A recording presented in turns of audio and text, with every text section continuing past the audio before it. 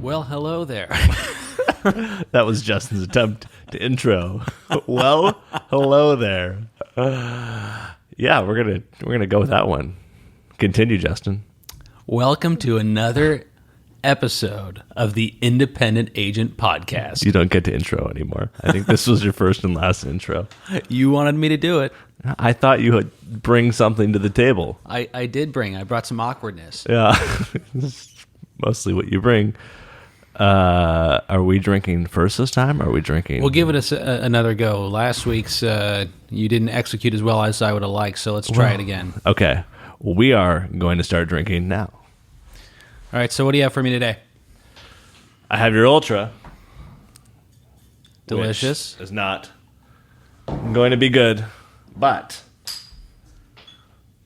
I thought since we did something super clean and healthy last week, we'll go back to beer this week and do a nice cold Guinness. So, Justin, when's the last time you had a Guinness? That would be 2001. 2001? Mm-hmm. So, what? You're like 2 years into school at that point? About that, yeah. About that. And that was your first beverage. So, do you remember what it tastes like? Do you remember the difference between a stout and a porter? So this is a stout. I would have no idea. I couldn't even tell you. Okay, the porter is going to be a little bit more sweeter. And yeah, so it's actually, you know what? I take that back. I think in high school, after a golf round, Dad and Mike actually brought over Guinness, wanted me to try it, and he actually cut open the can that had a little packet inside of it. Yeah, they're supposed to have those, at least they used to. They had those little like CO2 things in there. Man. This is not a pretty face. No, it's coffee-like, bitter, without the novelty of something to carbonate it on the spot. Yeah, I'm less impressed with this. Less impressed than what? Than others. The disappointing thing on the Guinness is that I don't have a glass here. I didn't prepare for that. And half the fun with the Guinness is pouring it out and just watching the whole thing settle. And it's just a piece of art as you pour it out. Do you know the story behind the Guinness Book of World Records? I don't. It's worth Googling, friends. But there's a methodology that they used via Guinness Book of World Records to sell more beer. So read about it. It'll be entertaining for later after the podcast. You're not gonna tell them? I may or may not have forgotten some of the details. Sometimes I'm not the best storyteller. Yeah, that's true. But it's still interesting. So, okay. All right. First question. I'll do the reading on this one. Perfect. All right. The agency I work for provides a higher commission split overall, so this is a producer, for both new and renewal business, but does not reimburse for any of our marketing expenses. Recently, I was approached by a recruiter for a large regional agency, and while the splits are not as high, they are offering to provide a lot more marketing support than I'm receiving now. I'm in California, so I'm not concerned about the non-compete being enforced if I leave, but my preference would be to leverage this opportunity to get my agency to provide me with a marketing budget. What advice would you have to best negotiate that with my current agency?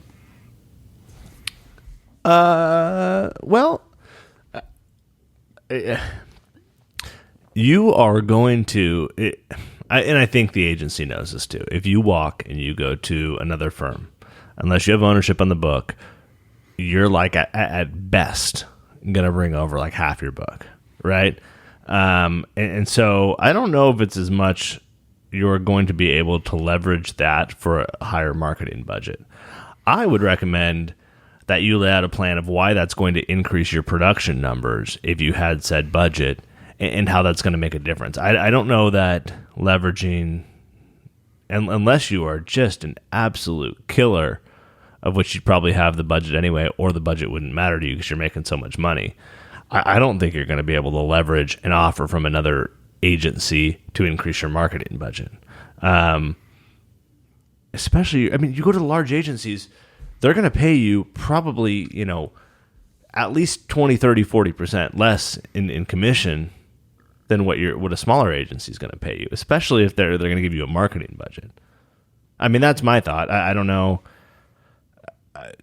My advice to you would be to lay out a plan of why you think a marketing budget would go forth and help you sell more, and lay specifically out what your plan of action is and how that's going to help, and say, let's do this with a specified budget for 120 days or 6 months, something like that, and then go from there. I mean, or if you think the marketing budget is going to matter, let's say they're paying you 40-40, right? And then you're going to go over to a big firm and they're going to pay you 20-20. Say, why don't I take 35-35 and take that money and then put that toward the... I mean, there's a ton of ways to skin the cat, but I don't think this is that difficult of a conversation. I'm going to say something you're not going to like. I've heard it said that a lion doesn't have to tell people that it's a lion, right? And those killer producers, if they're producing, when they just say, I need this resource, it's provided to them in most cases. If you're generating revenue to that level, right? So my guess is you're not that killer producer. If you were, they're not going to have the killer producer. They have a hard time saying no, and I've witnessed that over multiple organizations.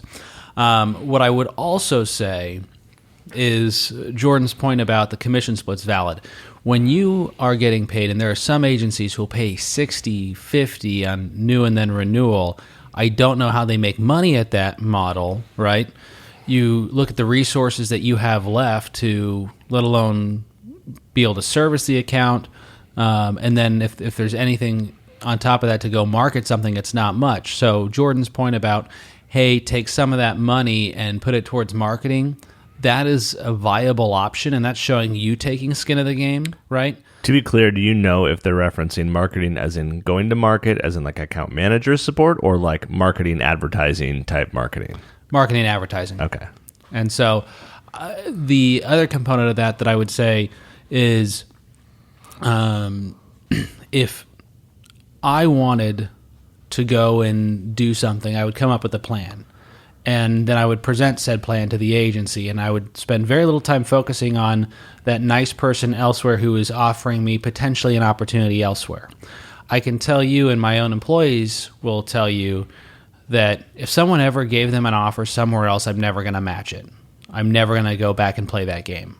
The way it works in our agency is if you want money, if you don't think you're compensated well enough, you tell me, we'll have that discussion. But we're not going to go and be leveraged by somebody else out there and compare apples to oranges culture, what we offer resource-wise, etc. It's not the right way to go. The right way to go, I agree with Jordan, is to go back and say, this is what I think I can do with these dollars. Here's the return for the agency. And maybe I meet halfway, or maybe if it doesn't produce this set of results, then I'll eat certain amount of the cost. You keep an open mind. But again, that other larger regional carrier, or agency, they're trying to grow, and so they're willing to take a shot on somebody to pull over the business. And if you are unsuccessful in that, they're fine jettison you, within the first 6 months. So I just think the focus needs to be more on what's your action plan, what's the budget you need for success, and what, if anything, are you willing to take on your own risk for that? Because ultimately, if it's a small enough percentage of that risk that you own, and you think this marketing budget is going to be that effective, you end up winning in the long run. You end up making more money. Jordan? I mean, I think that's it. I really, yeah, I mean,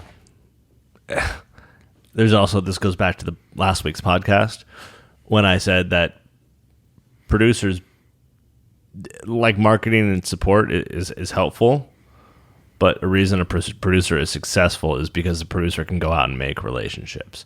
So I've yet to see a producer who's been like, it's this crazy marketing support that I've got that's made me so successful. It's the producer that goes out and grinds and makes the relationships and negotiates and gets the deal done. Like, at the end of the day, it's that. So if you're a producer that's saying, hey, I don't like the reason I'm not being successful is because of my marketing budget. Maybe that helps you 10%. It's not why you're not successful. Well, and you bring up another point too, is there are some producers who rely on inbound leads based upon marketing efforts of the agency versus those that generate their own opportunities. And quite honestly, what every agency owner wants is that person who's going to generate their own opportunities. And if we're talking augmenting those self-generated opportunities with marketing dollars, that's one thing. If it's, I don't have enough opportunities that are being fed to me by the company's marketing and I want a little more so I can make a little more, that's a different story as well. I agree. All right. Cool. Did you say I'm right?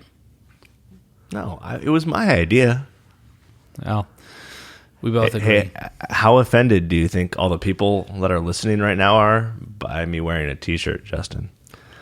I brought up prior to this podcast that we had agreed in advance that we were going to be wearing these collared shirts to look a little more professional. It's casual Friday at the office. I'm in flip-flops, a T-shirt. It's January.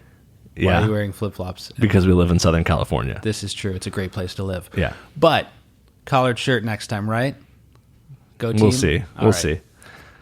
Okay, question 2. It feeds right in. Would you look at that? Wow, how did that happen? In truth, I totally forgot that was going to be the question. The dress code for our agency has changed over the years and is increasingly becoming more casual. The problem is that I think our producers need to dress more formally than what things have become, especially when meeting prospects and clients. I am experiencing a lot of resistance as some serve different types of customers than others, and the dress standards are not the same. How would you handle this in your office? Well, as the one who always wants to err on the side of a little bit more professional, I would say that the client base does matter who you're dealing with. So for our agency, again, we're construction focused, and their attire is not going to be super formal. So it matters less. We would never go out in a suit and tie, although there's some that do that.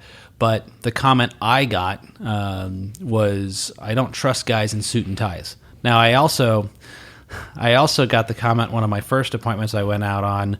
She said I looked like I was 12 and would never do business with me. What did you do to augment that reality? What was that piece of that article of clothing that you decided to wear? The glasses? Yeah. That had a slight tint. I wanted to look older back in the day, and it was just not going to happen. Just so you have perspective, at 22 years old, I was married, and if you looked at our engagement photos, we looked like 16 and pregnant type of TV show. And so we really looked that young. And so I was desperately trying anything to look a little bit older. So I found some glasses, and I was a little too embarrassed to go ask like the eye people, you go to the lens crafters or whatever, to give me glasses with just regular lenses in there so I could look older. So the only thing I could find was off a CVS rack, and it was these slightly tinted glasses. And that didn't go over well either. So, no. But we are going off the deep end here. Dress code. So, what I would say, if you are in a space that has formal attire, you should have more formal attire. If it's business casual and you have a good handle on that, business casual. If you have, two different customer bases, one's professional and one is a little more, let's say, the tech companies that might have more casual atmosphere, then you're going to have a policy in the office of, hey, this is what the office policy is, right. But to visit clients, act accordingly, dress accordingly. But I think if we're going to be honest, and my brother was on my case for years about this, we have had, over the past decade, 9 clients come to our office, maybe 10. Right.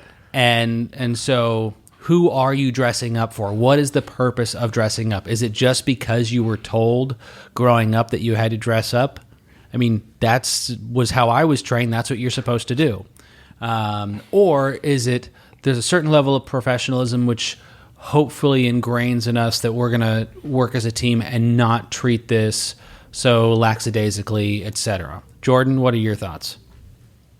Yeah, I mean, so to put things in perspective, when we first started, up until we moved to this new office, 4 months ago, it was slacks, button down, maybe like a collared shirt, although Fridays became a little bit more casual. But, tucked in, buttoned, the whole thing, dress shoes, even though no one ever came to the office. And it wasn't until, like, I'd pushed Justin on it a little bit over the years, and it was, dead on arrival. But, once we moved new offices and we put the golf sim in, and we are now a tech company too with total CSR, I was like, hey, we're a tech company. We should dress more like tech casual, all that. So we finally, relented, and we got to change the dress code a little bit. I don't think I couldn't be happier with the decision to change the dress code. And I know everyone else in the office feels the same way. Justin's still probably uncomfortable by it, but I'm pushing through. Let's give a perfect example. Today, we interviewed somebody for a producer role. Yep. They came in, somebody who's got 30 years of experience in the business. She came all dressed up. What is Jordan wearing? It's casual Friday. T-shirt, short, and flip-flops. Not shorts. It's a little too cold for shorts, but they're nice jeans. They are nice jeans. Yeah. Sorry. So that was what he wore during the interview process. So if someone can't look around our office and take us seriously because I'm in a T-shirt, I can't look, take us seriously. They're coming to visit us, right? I'm not going out to them. If they can't do that, then look, it's not going to work out anyway. That's my perspective. When people go for their official visits to visit colleges and you go to Bama, right, or SC, right, do they just say, hey, they're coming to see us, or do they put their best foot forward and try and attract that talent? My best foot forward is me. All right. I think we've gotten to the end of this issue. In short, with your dress code, you make sure you've got a procedure in place for what is expected at the office, and if you have a casual Friday, you have it that way. And then if you have producers who service different clients, make it known that there's different requirements based upon the dress attire of the clients you're serving to visit. And I would say this, if you have a producer who thinks it's okay to dress casually and is not doing so and representing you poorly in one of these appointments, you need to get on their case. And they may say, oh, I don't have the money for this. Get them to Nordstrom Rack, do whatever you can, Well, and you can also, too, like if you want to, we have one of our guys that is doing this now more with our contractors, where he's still trying to go out and bridge the gap between being like too dressed up or not, where he'll still wear jeans and a polo, but he brings a sport coat every time. Yeah. And it shows like, hey, okay, I'm respecting you. I'm putting on the sport coat. It's nicer. But it's not like so over the top, because again, we insure contractors, and they are in jeans, a T-shirt, and then the dog is jumping all over you. So like it's just a different environment. So I think that's it. That's it. Perfect. Well, everyone, thanks again for listening, and have a wonderful week. Cheers.